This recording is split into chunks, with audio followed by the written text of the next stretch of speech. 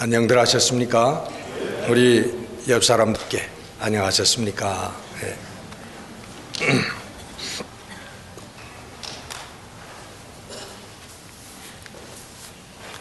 저희 집사람이요, 꿈을 잘 꿉니다.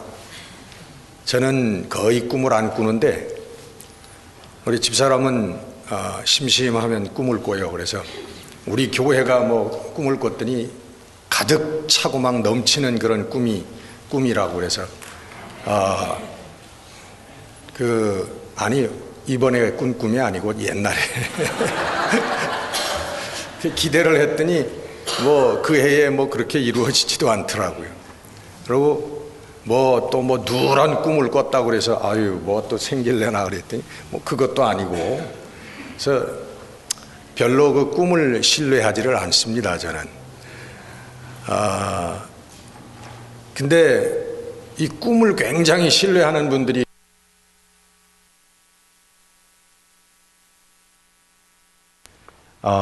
꿈속에서 자기 남자 직원하고 여자 직원하고 연애하는 그 둘을 파이어 시켰대. 그게 아주 꿈을 신뢰하는 그런 분들이 많으신 것 같아요. 여러분, 성경에 보면 우리 사도 바울이 마지막 3차 전도 여행을 앞두고 예루살렘에 올라가지요. 그 예루살렘에 올라갈 때에 그 선지자가 와서 예언을 합니다. 바울의 허리띠를 자기 몸에다가 동이고서 이 띠의 임자가 예루살렘에 올라가게 되면 이처럼 되리라. 체포된다는 얘기죠. 그랬더니 모든 그 믿음의 형제 자매들이 그 사도 바울을 붙들고서 올라가지 않기를 간구합니다. 이런 예언이 있는데 이렇게 올라가게 되면은 이런 험한 꼴을 당할 텐데, 다시 말하면 그때는 잡히면 죽을 때 아닙니까? 죽을지도 모르는 일인데 가지 말라고, 올라가지 말라고 이렇게 권고합니다. 그러나 사도 바울이 그 예언을 듣지 않습니다. 그렇게 될 줄 알지만, 그러나 사도 바울은 자기의 하나님께 주신 꿈을 따라서, 하나님께서 주신 말씀을 통한 자기의 사명의 길을 따라서 저는 무슨 일이 있더라도 올라가게 되는 것입니다. 사도 바울이 말을 듣지 않으니까 모든 일이 주의 뜻대로 될지어다, 저희들이 기도하고 사도 바울을 만류하는 것을 그칩니다. 여러분, 우리도 꿈 같은 것에 좌지우지 되는 것이 아니라 하나님의 말씀을 따라서, 믿음을 따라서 늘 결단하며 사는 우리 바른 성도들이 되시기를 주의 이름으로 축원합니다. 여러분, 우리 인간의 위대성은 이런 초월적인 꿈을 갖는다고 하는 데 있습니다. 우리가 앞날을 점치는, 우리 먹고 사는 일에 대한 그런 꿈들이 아니라 우리 하나님을 향한 하나님의 말씀 가운데 있는 초월적인 꿈을 갖는데 우리 인생의 위대성이 있는 것입니다. 우리 인간들 중에서도 이런 초월적인 꿈을 가진 사람들을 산자라고 성경은 얘기하고 있습니다. 죽은 자는 꿈을 꾸지 못합니다. 죽은 사람은 꿈을 꿀 수가 없습니다. 우리 현실에 집착해서 우리 먹고 사는 일, 이 땅에서 부귀영화를 누리는 일에만 관심을 갖고 그런 꿈만을 가진 사람을 성경은 죽은 자라고 얘기합니다. 살아있으나 죽은 자들이다.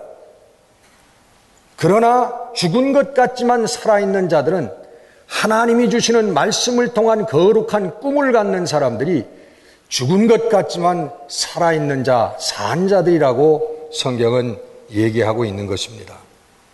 믿음으로 하나님의 나라를 꿈꾸는 사람들, 이 땅에 하나님의 나라, 내 가정에, 내 자식 위에, 내 생업 위에, 우리의 교회 위에, 그리고 나아가서 이 사회에 하나님의 나라가 건설되어지기를 원하며 사는 사람들이 산자라고 성경은 말씀하고 있는 것입니다. 여러분 잘 아시는 링컨이 19살 때에 노예시장을 구경을 하게 됐는데 그 노예 시장에서 이 흑인 아버지와 아들 노예가 따로따로 팔려가면서 아버지는 다른 집안으로 팔려가고 아들은 또 다른 지방으로 노예로 팔려가면서 그 아버지와 아들이 울부짖으면서 떨어지는 그런 광경을 보고 그 링컨이 마음속에 언젠가는 내가 이 노예 제도를 폐지하겠다고 하는 그런 꿈을 가졌다고 그래요. 그 꿈을 링컨은 30년 후에 이루었습니다. 여러분 잘 아시는 마틴 루터 킹 목사님, I have a dream. 여러분 너무나 잘 아시는 구절이죠. 나에게 꿈이 있습니다. 나는 꿈을 가지고 있습니다. 그 꿈이 잘 먹고 잘 살고 출세하고 이 땅에서 부귀영화를 누리는 꿈이 아니라 하나님의 말씀에 의거한 하나님의 말씀의 정신에서 올라오는 그러한 꿈이었습니다. 그의 꿈은 모든 인간의 평등한 꿈이었고 모든 인간의 정의가 이루어지는 그런 하나님의 말씀에 바탕을 둔 그러한 꿈이었습니다. 그는 1968년 2월 4일 날 암살당했는데 그 암살되기 2달 전에 설교에서 정말 자기의 죽음을 예언하는 듯한 그런 설교를 했습니다. 나는 요즘 나의 죽음을 가끔 생각한다. 나의 장례식 광경도 연상을 해본다. 나는 긴 장례식을 원하지 않는다. 조사를 한다면 제발 짧게 해달라. 노벨 평화상을 받았다는 둥 300개, 400개의 표창을 받았느니 하는 말들은 듣고 싶지 않다. 그러나 이런 말을 해달라. 킹은 정의와 평화를 위하여 북치는 자였다. 마틴 루터 킹 목사는 평화와 정의를 위하여 북치는 사람이었다는 얘기를 해달라고 유언과 같은 설교를 남겼습니다.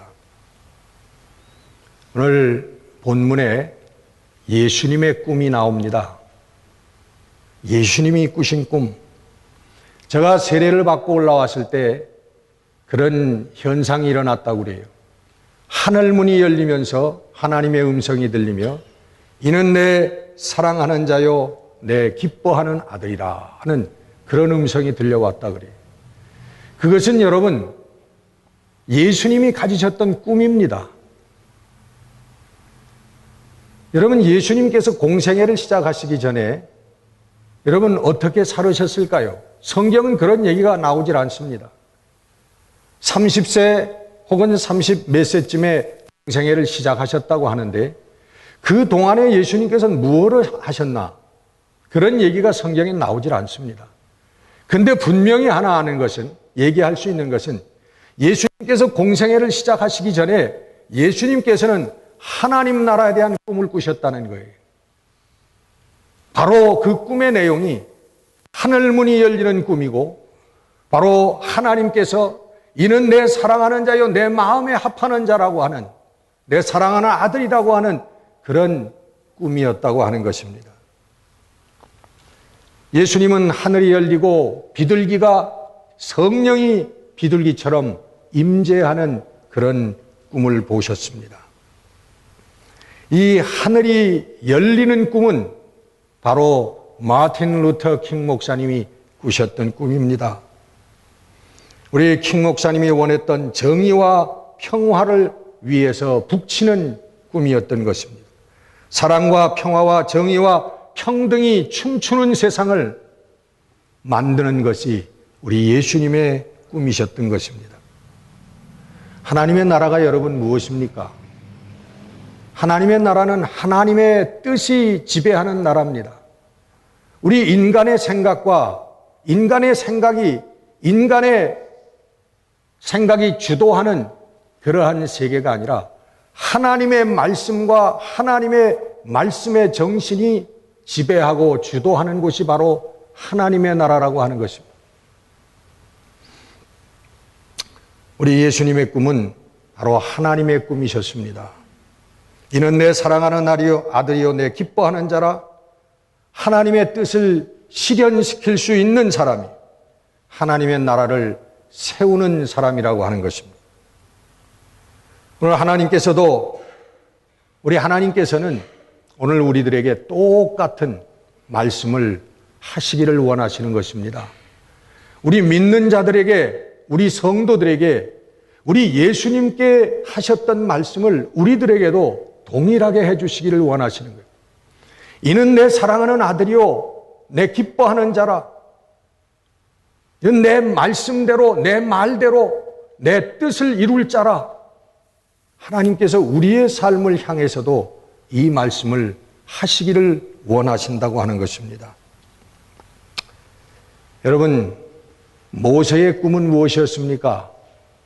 모세는 평생 동안 꾸었던 꿈이 노예되었던 자신의 이스라엘 백성들을 하나님이 원하시는 땅으로 인도하는 것이 그의 평생의 꿈이었습니다.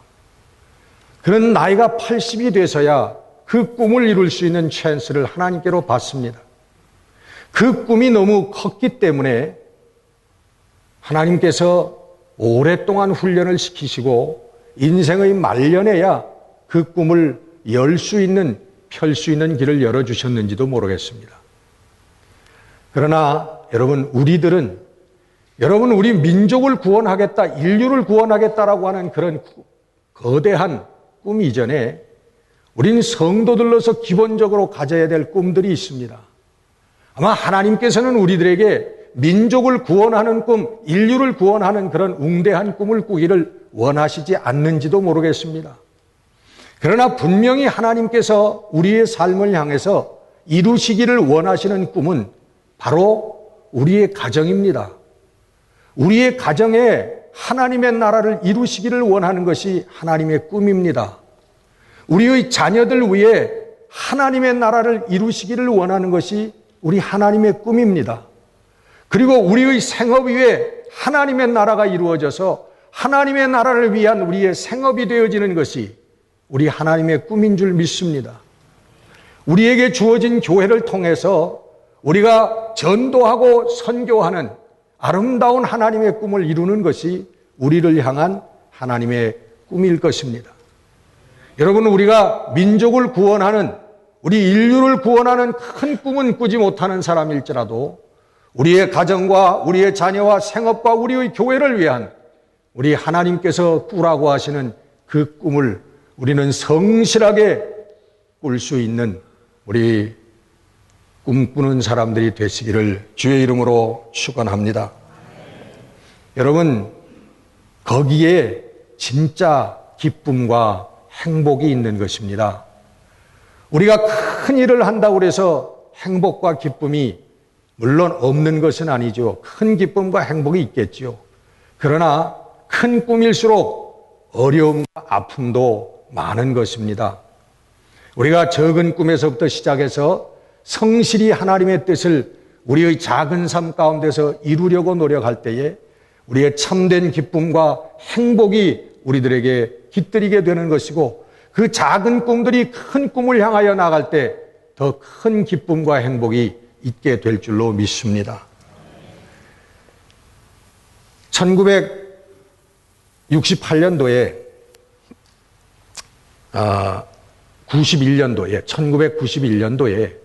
우리나라의 최종렬 씨라고 하는 사람이 북극점에 우리나라 최초로 북극점을 정복한 일이 있었습니다. 이 북극점을 정복한 1991년까지요. 이분이 전 세계에서 18번째로 북극점을 밟은 사람입니다. 지난 168년 동안 이 북극점을 정복한 사람이 18사람, 우리 최종렬 씨를 포함해서 18사람밖에 되지 않는데요. 168년 동안 대단한 일을 성취한 거 아닙니까?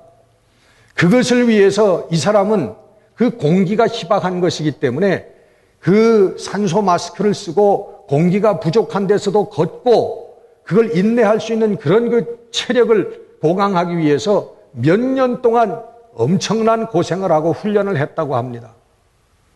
그래서 1991년 5월 7일 새벽 1시에 북극점을 밟았다고 합니다. 거기에다가 깃발을 꼽고 북극점을 밟았을 때 그 사람이 고백을 하는 게 그때의 심정은 한마디로 허무감이었다고 그래요. 허망함. 그 순간 몰려오는 생각이 뭐냐면 기쁨과 내가 이것을 성취했다라고 하는 어떤 놀라운 성취감의 행복감이 아니라 허무감이 밀려오더래요. 내가 이것을 하기 위해서 지난 몇 년 동안 그렇게 죽도록 고생을 했나? 내가 그렇게 죽도록 고생한 것이 바로 이것을 위한 것인가?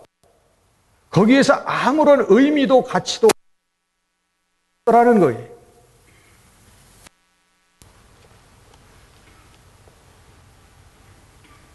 지난 1968년도에 LA에서 석유 사업을 일으켜가지고 엄청난 부자가 되었던 펠릭스 부부가 자살하는 사건이 있었습니다.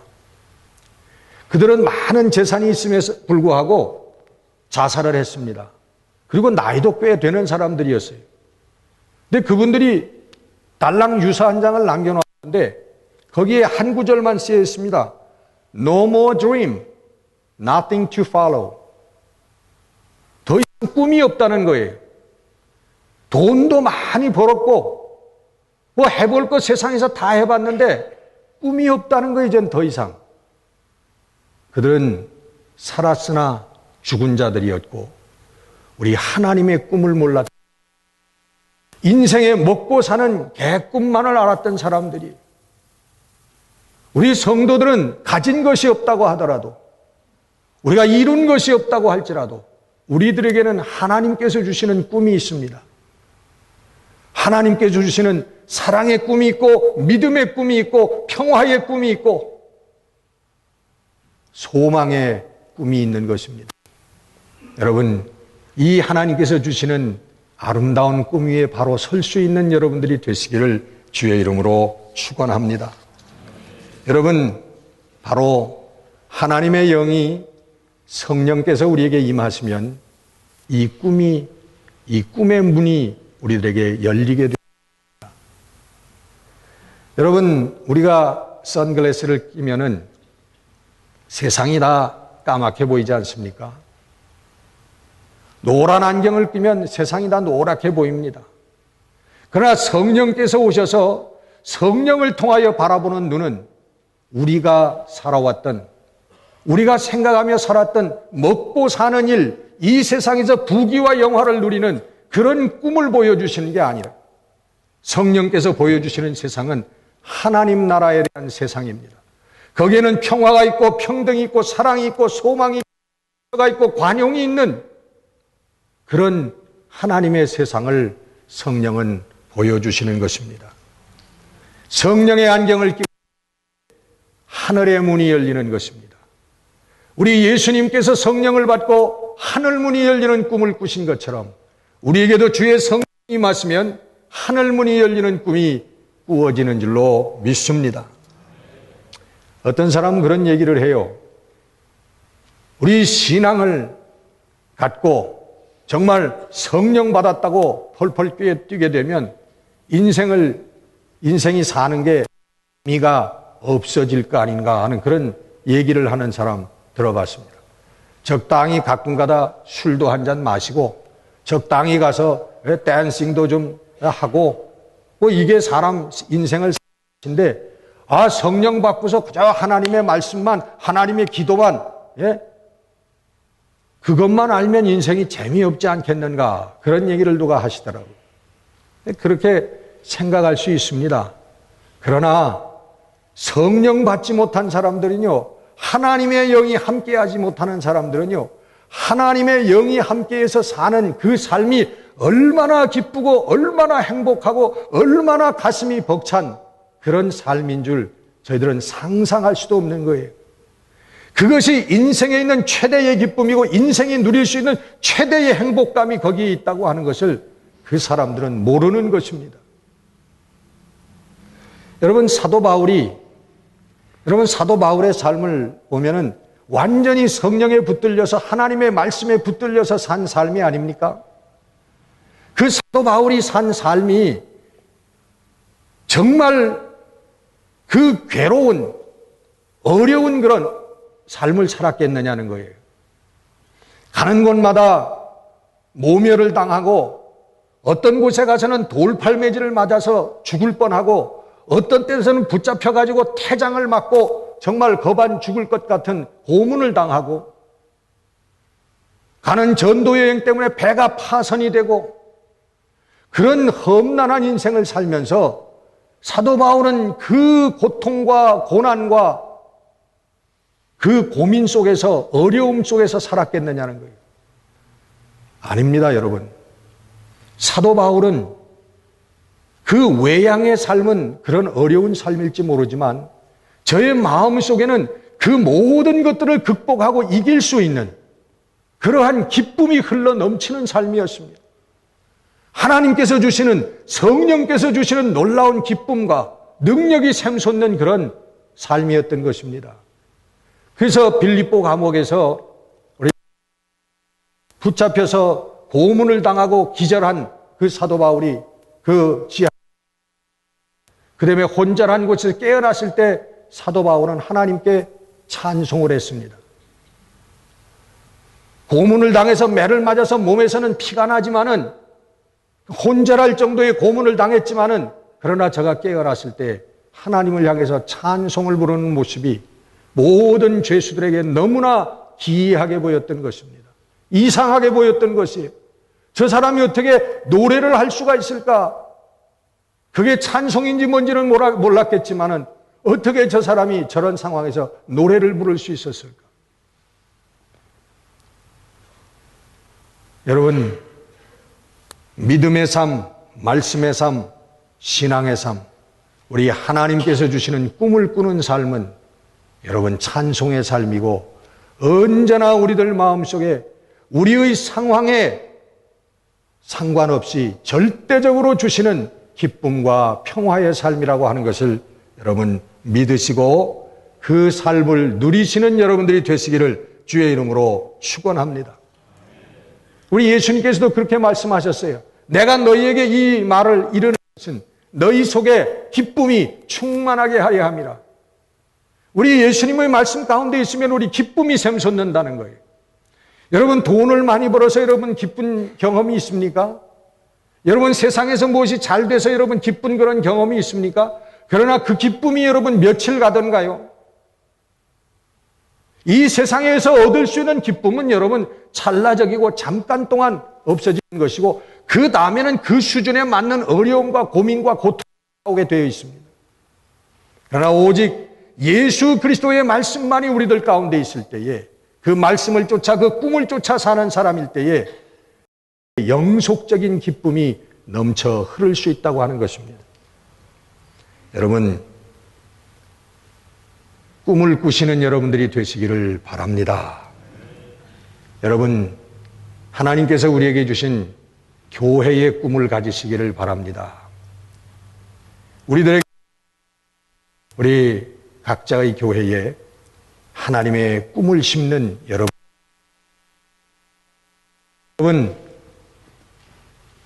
하나님께서는 이 교회를 통해서 우리 하나님 나라를 우리 가정에, 우리들 자녀에, 우리들 주위에 이루시기를 원하시는 것입니다. 이 교회는 잠깐 동안 왔다가 예배드리고 흩어져가는 그런 곳이 아니라 우리 교회의 삶을 통해 가지고 하나님의 말씀을 얻고 용기와 소망을 얻고 하나님의 기쁨에 대한 교육을 받으며 우리 가정에 나가서 그 꿈을 이루게 되는 것이고 우리 자녀들에게 하나님의 꿈을 이루는 하나님의 꿈을 심는 그러한 곳이 바로 이 교회인 것입니다. 여러분 우리 교회 생활 충실하게 함으로 말미암아 우리 교회를 통하여 주시는 하나님의 꿈을 내 가정에 내 사업에 그리고 내 자녀들 위해 이룰 수 있는 여러분들이 되시기를 주의 이름으로 축원합니다. 저는 분명히 우리 2014년은 우리 은혜강 교회의 부흥의 원년이 되리라고 저는 확신합니다. 우리 하나님께서 원하시는 부흥의 기틀을 마련하는 해가 될 것을 저는 확신합니다. 저는 저 혼자 확신하는 것이 아니라 이것은 하나님께서 주신 저의 꿈입니다. 이 꿈을 저에게뿐만 아니라 우리 교우들 모두에게도 하나님께서 주시는 꿈이 되어지기를 바랍니다. 여러분, 그 꿈을 위해서 기도하세요. 그 꿈을 가지고 그 꿈이 커지기를 위해서 기도하는 여러분들이 되시기를 바랍니다. 그럴 때 여러분, 우리 교회에 우리가 상상할 수 없는 하나님의 능력과 지혜로 임하는 하나님의 마음에 합하는 거룩한 일어나는 해가 될 줄로 믿습니다. 여러분,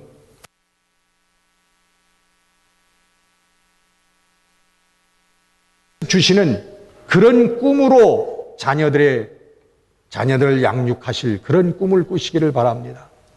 자녀들에게 돈 많이 벌 수 있는 이 세상에서 출세할 수 있는 가르쳐 주시는 여러분이 아니라 그 이전에 먼저 하나님의 꿈을 이 땅에 너희들이 몇 년 동안 이 땅 사는 동안에 하나님의 꿈을 너희들의 삶으로 이루어라 하는 그 꿈을 심어줄 수 있는 주의 이름으로 축원합니다. 여러분, 여러분의 자녀들이 그 믿음의 꿈을 가지고 하나님 말씀의 꿈을 가지고 성장할 때에 이 세상에서 문자 그대로 존귀한 인생이 되어지는 것입니다. 여러분, 먹고 사는 일은 하나님께 맡기십시오. 하나님께서 여러분의 자녀를 무엇으로 만드실지는 모릅니다. 그러나 어떤 직업을 갖든 어떤 삶을 살든 하나님의 꿈을 가지고 성장한 자녀들은 존귀한 인생이 되는 것입니다. 이 땅에서 존귀한 인생의 자녀들을 만들어 나가시는 여러분들이 되시기를 주의 이름으로 축원합니다. 여러분, 하나님의 꿈은 한마디로 사람을 살리는 꿈입니다. 여러분, 요셉이 노예로 형제들에게서 노예로 죽음과 같은 삶으로 팔려갑니다. 여러분, 그 당시에 자기가 살던 고향 땅을 떠나는 것은 죽음과 같은 것이었습니다.